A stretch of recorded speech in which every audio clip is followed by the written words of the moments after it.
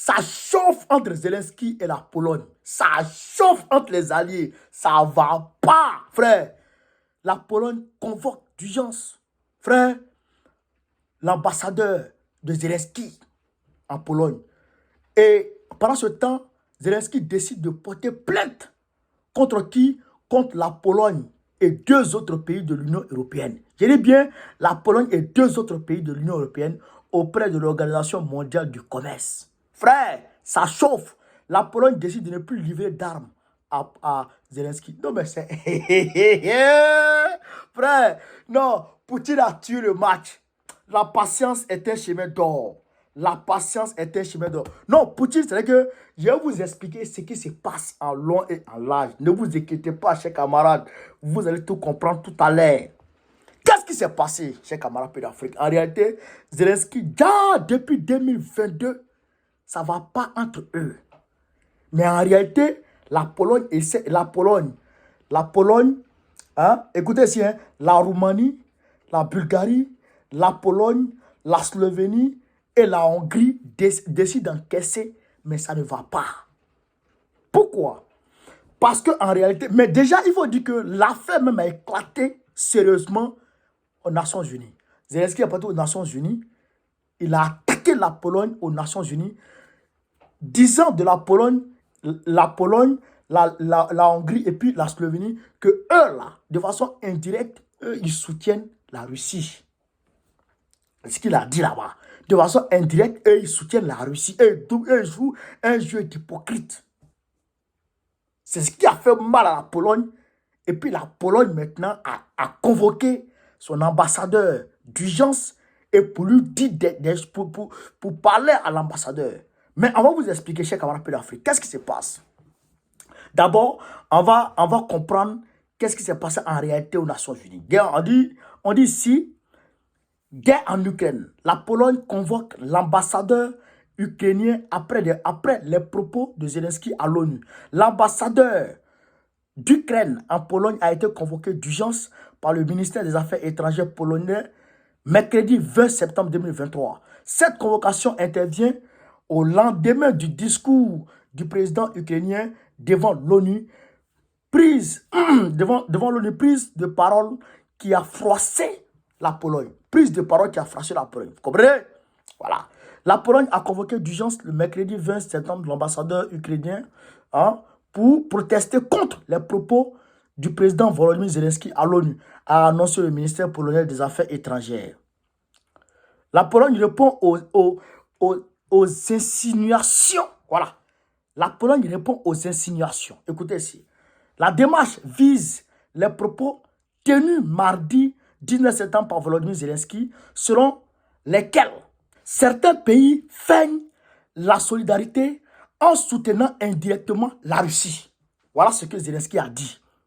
Vous comprenez? Voilà ce que Zelensky a dit. Certains pays feignent la solidarité en soutenant la Russie. C'est-à-dire quoi? C'est-à-dire qu'il faut un double jeu. Certains pays font un double jeu pour tromper, pour un jeu hypocrite qui soutiennent indirectement la Russie. Ils font comme s'ils sont avec nous, ils font comme s'ils sont solidaires avec l'Ukraine, mais en réalité, ils ne sont pas solidaires de l'Ukraine.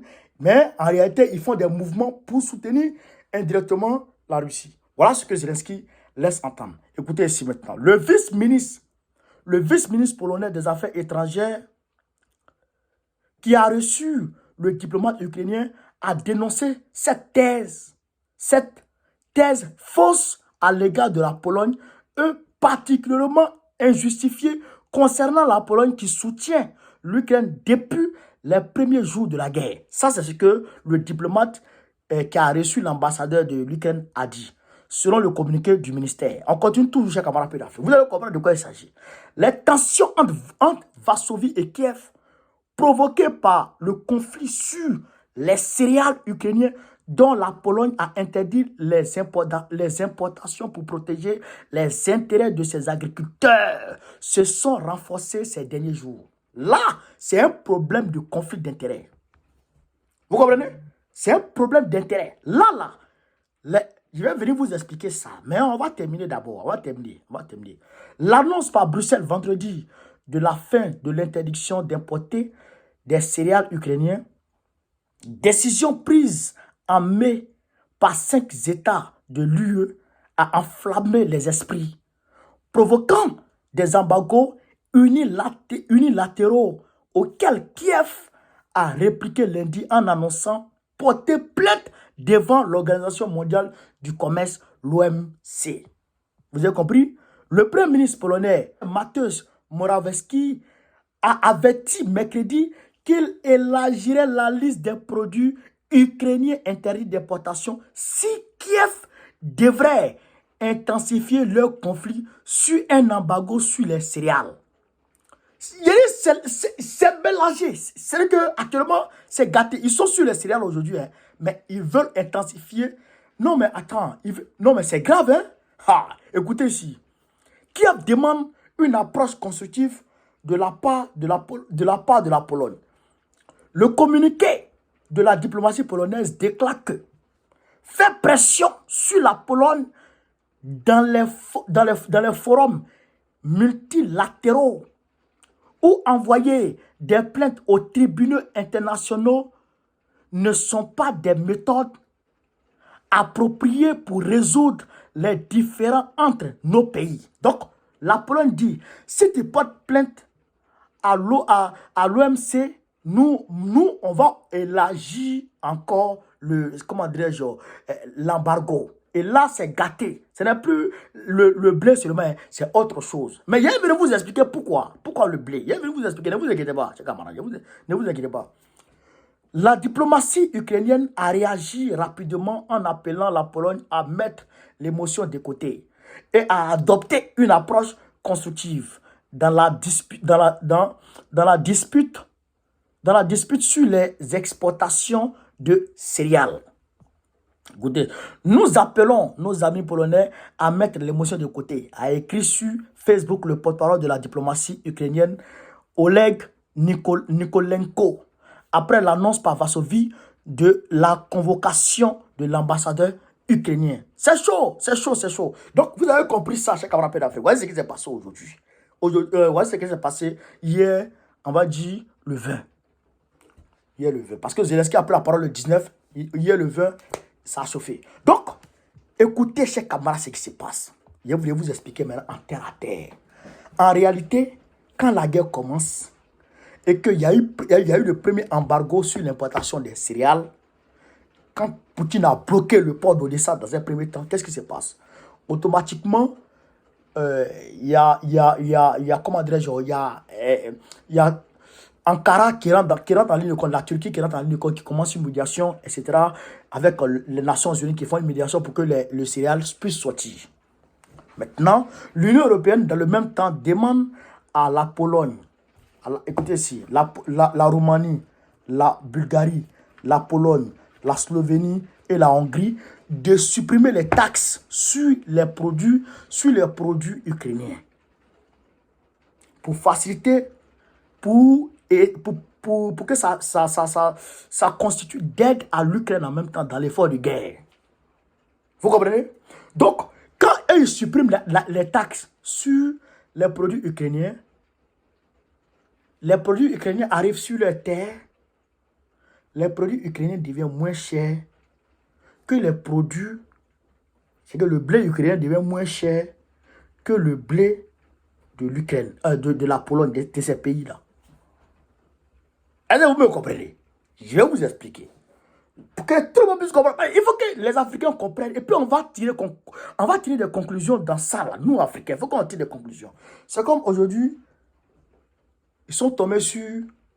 je prends un exemple, en Côte d'Ivoire. La Côte d'Ivoire produit le cacao, d'accord. Imagine, le Burkina fait cacao aussi. Le Burkina fait cacao, la Côte d'Ivoire fait cacao. Maintenant, la Côte d'Ivoire a un problème. Maintenant, la CEDEAO décide de supprimer les taxes sur les produits de la Côte d'Ivoire pour que la Côte d'Ivoire puisse se retrouver. Donc, quand la Côte d'Ivoire vient vendre son cacao au Burkina Faso, si le cacao est à 200 francs le kilo, je ne souhaite pas que ce soit comme ça, c'est un exemple. Mais on prend 1000 francs le kilo. Si le cacao est à 1000 francs le kilo, le cacao bon cher est à 1000 francs le kilo, hors taxe, avec les taxes, 1000 francs. Oh, et puis le Burkina Faso a oublié aussi vend son cacao à 1000 francs Le Ghana vend à 1000 francs, le Sénégal vend à 1000 francs, le Mali vend à 1000 francs. C'est tout le monde à cacao. Maintenant, la Côte d'Ivoire ne paie plus de taxes. Donc, quand les taxes quittent sur le prix du cacao de Côte d'Ivoire, automatiquement, la Côte d'Ivoire peut vendre son cacao à 700 francs. Et puis, elle a le même revenu ou plus que le Burkina Faso. Parce que le Burkina Faso, c'est plus les taxes. Donc, donc, quand le cacao arrive sur le marché, le cacao de Côte d'Ivoire arrive au Burkina Faso, alors que le cacao burkinabé est à 1000 francs, le cacao de Côte d'Ivoire est à 700 francs. Donc, tous les acheteurs prennent le cacao de Côte d'Ivoire, ils laissent le cacao du Burkina Faso. C'est la même chose qui arrive en Pologne, c'est la même chose qui arrive en Roumanie, c'est la même chose qui arrive en Bulgarie, c'est la même chose qui arrive en Slovénie et en Hongrie. Vous comprenez? La Hongrie aussi. Vous comprenez? Donc, le blé devient plus cher que le blé ukrainien sur leur propre sol. Donc, les gens achètent le blé ukrainien, les consommateurs achètent le blé ukrainien pour laisser le blé de leurs agriculteurs. On sait que quand l'agriculteur fait son blé et qu'il veut mettre sur le marché, l'État a des taxes dessus. Donc, l'État même n'arrive pas à avoir ces taxes. L'État n'arrive plus à passer, c'est en pourcentage. Ce n'est pas un quota qu'on paye, c'est par pourcentage. Donc, quand c'est par pourcentage comme ça, l'État n'arrive plus à avoir l'argent. Donc, ça les fatigue. Ça fait maintenant plus d'un an, ça les fatigue. Donc, ils ont dit à l'Union européenne, ah, vraiment, ce qu'on a commencé là, ça nous fatigue. Comme le blé ukrainien, il y a beaucoup sur notre marché, on va stopper d'abord. Ce qui est là, quand on va finir de consommer ça, nous, on va vendre nos blés pour nos agriculteurs. Après, on va laisser venir, on va laisser le blé rentrer. Vous comprenez? Comme ils ont beaucoup vendu, on va stopper. Nous, on va vendre pour nous. Quand on finit de vendre pour nous, là, on va laisser pour lui rentrer. Et lui, Zelensky se fâche.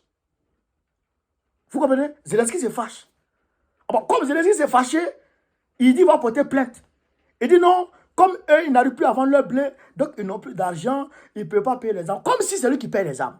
On te livre ça, mon frère. Tout le monde voit que les États-Unis, les Européens te donnent les armes ici. Même la Pologne même te donne les armes. Vous comprenez? Donc c'est là Zelensky dit que non, hein, la Pologne est hypocrite. Comment on appelle ça? Parce que c'est trois pays qui ont maintenu leur embargo, malgré que l'Union européenne leur a dit de lever l'embargo. Ben, je crois vendredi passé, l'Union européenne leur a dit de lever l'embargo. Comme ça, parce que Zelensky il est rentré dans la diplomatie, etc. L'Union européenne a demandé à la Pologne et à tous les 5 pays de lever l'embargo. Donc, la Pologne et puis la Slovénie et puis la Hongrie, eux, ils ont dit non, ils ne lèvent pas, ils continuent. Parce que jusqu'à présent, ils n'ont pas encore fini d'épuiser les blés de leurs agriculteurs. Donc, Zelensky est fâché.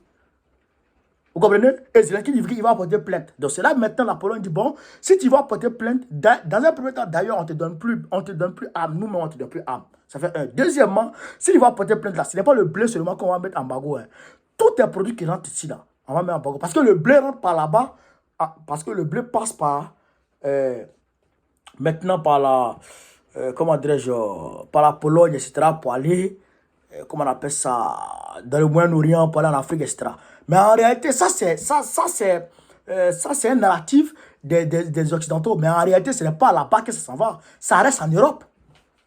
Le blé reste en Europe. Et c'est le même problème que Poutine a soulevé. Vous voyez, non? Vous voyez que la Pologne se fâche contre l'Ukraine, là. Vous voyez que la Pologne tient tête à l'Union européenne. La Pologne, et puis la Hongrie, et puis la Slovénie. Les trois pays, là, tiennent tête à l'Union européenne. Vous comprenez, non? Vous comprenez que ça fait mal. Ah, et c'est maintenant qu'eux réalisent que le piment brûle. Poutine vit ça après les 2 ans. Il vit ça. Les agriculteurs russes, ils ont fait le blé. Ils ont produit leur blé. À qui ils vont les vendre? À qui ils vont vendre leur blé? Si on ne peut pas vendre leur blé sur le marché, à qui ils vont vendre? C'est pourquoi Poutine, il rentre ici, il sort ici. C'est pourquoi il a fait venir le jeune sud-coréen, nord-coréen autant pour moi, Kim Jong-un, pour venir parler du blé. Petit vieux pays blé. C'est pourquoi quand Erdogan est arrivé, il a conclu un accord avec le Qatar pour évacuer le blé. Mais vous ne comprenez pas, hein, camarades. C'est comme aujourd'hui, toi, tu es chef de l'État. tu demandes à une partie de ta population de s'investir dans l'agriculture du blé. Et puis, eux, ils font le blé. Ils ont fini de faire leur blé maintenant. Ils veulent vendre maintenant, il n'y a pas de client pour acheter. Ils vont accuser qui? Parce que toi, le président, il va accuser. Donc, ça peut créer des soulèvements populaires. Ok, les présidents ont peur de ça. Vous comprenez? Donc, c'est ça qui fait que la Pologne et puis le truc, la Roumanie, la Hongrie et puis la Slovénie, eux, ils tiennent tête à l'Union européenne. Voilà tout le problème. Voilà tout le problème chez camarades d'Afrique. Zelensky, quand il finit de se limer dans ses ouya-ouya, quand il finit de se limer dans ces conneries-là, il ne réfléchit plus. Il sort des propos bizarres. Tout le monde a vu la Pologne ici. Tu as lancé des missiles qui sont tombés en Pologne. La Pologne n'a pas parlé. La Pologne n'a pas parlé. La Pologne a dit non, c'est rentré soit d'ici.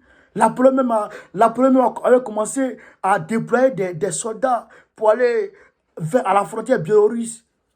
Commencer à parler mal de Prigozhin, etc. C'est toi aujourd'hui, tu viens dire que la Pologne est hypocrite. Mais moi, je comprends la réaction de la Pologne. Moi, je comprends la réaction de la Pologne. C'est ça la vérité. Hein? Les hypocrites, là, en réalité, c'est lui, Zelensky, qui est hypocrite. Mais tu vas tout faire pour hypocrite, il ne va jamais reconnaître. Oui, les personnes de mauvaise foi, tu vas tout faire pour eux, tu vas vendre ton papa, tu vas vendre ta maman pour eux. Ils ne vont jamais reconnaître que tu as fait quelque chose pour eux. Voilà maintenant, la Pologne et puis les autres pays sont en train de comprendre. Et ils maintiennent, hein? Ils maintiennent l'embargo. Ils maintiennent l'embargo. Ça aussi, c'est la vie de Poutine aussi. Donc là, si tu as perdu la Pologne, tu as perdu la Hongrie, tu as perdu la Bulgarie, même la Roumanie, comment dirais-je, la Slovénie, et aussi, tous ceux-là ne sont pas contents. Tous ceux-là ne sont pas contents de la situation. Puisque les agriculteurs n'arrivent plus à éponger comment dirais-je, leurs produits, comment ils font? Voilà la réalité. Donc, camarades d'Afrique, voilà ce qui fait qu'aujourd'hui, il y a un discours entre ces pays-là. Il fallait qu'il vienne vous expliquer ça pour que vous puissiez comprendre de quoi il s'agit. Effectivement, c'est une victoire. C'est une victoire à demi-temps. Pour qu'il est en train de le faire. Frère, l'ami de ton ennemi, frère, est ton ennemi. Mais l'ennemi de ton ennemi est ton ami. Si la Pologne et puis Zelensky deviennent ennemis, ça arrange Poutine. C'est fini. Camarades d'Afrique, partagez la vidéo, mettez-la partout à travers le monde entier. Vive l'Afrique libre, vive le panafricanisme, vive le monde multipolaire, vive tous les présidents panafricains. Gbagbo, président de la Côte d'Ivoire en 2025, on est ensemble. Partagez la vidéo, merci les gars.